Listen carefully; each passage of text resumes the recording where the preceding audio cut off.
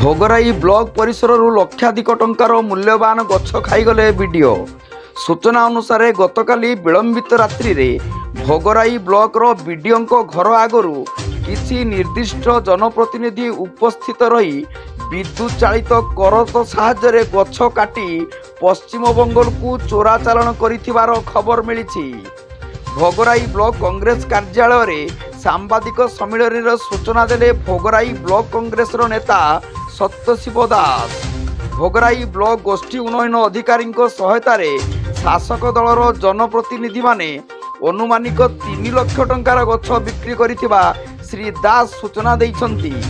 BDO विरुद्ध रे मामला सहित तुरंत गिरफ करा न गले आसंता 3 दिन मध्य ब्लॉक कांग्रेस पक्षर बीडीओ विरुद्ध रे थाना रे लिखित अभियोग करने सहित ग्रीन ट्रिब्यूनाल रे मामला कराजिबो बोली श्री दास सूचना दैछंती। गछ कटा बाबद बीडीओ उमाकांत परिडा को फोन जोगे जोगाजोग करथिले मध्य से कौनसी प्रकार सूचना देई नथिले। एही सांबादिक सम्मेलन रे ब्लॉक कांग्रेस सभापति आशीष पात्र, जिला परिषद संतोष जेना, महेश्वरपुर सरपंच बरेन्द्र पात्र, निमातपुर सरपंच राजेंद्र दलाई, गोपबंधु महापात्र, कार्तिक पात्र, शिशिर महापात्र सहित बहु कांग्रेस नेता उपस्थित थिले।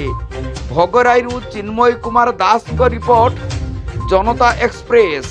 नहीं काली तो गछ काटा मुझे जीवा बेलू 2-3टा गछ काटा पड़ी और तार भिजुआल मुझे आसी 7-8 जन लोक मारणास्त्र नहीं सब भितर थे सब ताला पकई भर ढिला होते समस्त ए बाबद में मुझे अवगत कर नूतन वीडियो जॉइन कले 5टा पर कौन साधारण लोक प्रवेश निषेध कि से जगह गेट ताला गछ काटे नहीं सी गछ से बोधे गछ काटापी बोधे 5टा आगु ताला पकाउं मुझे जानवी केमी मु तो अनुभूति कली जे काली जे ताला बोधे यही पकाउं गछ काटा कि कौन ब्लॉक परिसर मु काली जाइए 12:25 बेले मु ब्लॉक परिसर भीतर को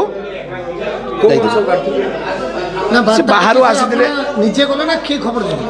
बाहर खबर पाई मुझे गला बेलू देखिली जे सेठी मारणास्त्र नहीं सब बाहर लोक छिड़ा होती किसी भितर से गछ काट सब कटर साइलेंट माने साउंड नथिला से कटर से कटर काटुले।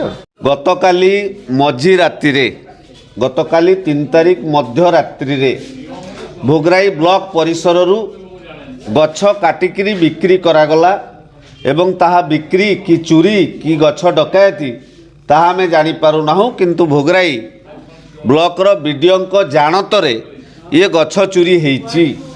सेतिपाई गछ चोरीर मुख्य अभियुक्त भोगराई बीडीओ विरुद्ध रे मामला दायर हो भोगराई बीडीओ को गिरफ करा जाऊ। जदि भोगराई बीडीओ को गिरफ करा न जीव ताहले 3 दिन परे 3 दिन आमे समय देलु 3 दिन परे भोगराई बीडीओ विरुद्ध रे कांग्रेस दल तरफ एफआईआर दर्ज करा जीवो एवं एहा सह नेशनल ग्रीन ट्रिब्यूनाल रो मध्य कांग्रेस द्वारस्थ हबो। तापरे भी दरकार पड़िले कांग्रेस दल ब्लॉक घेराव करिवो, आईन मान्य आंदोलन मध्य करिवो।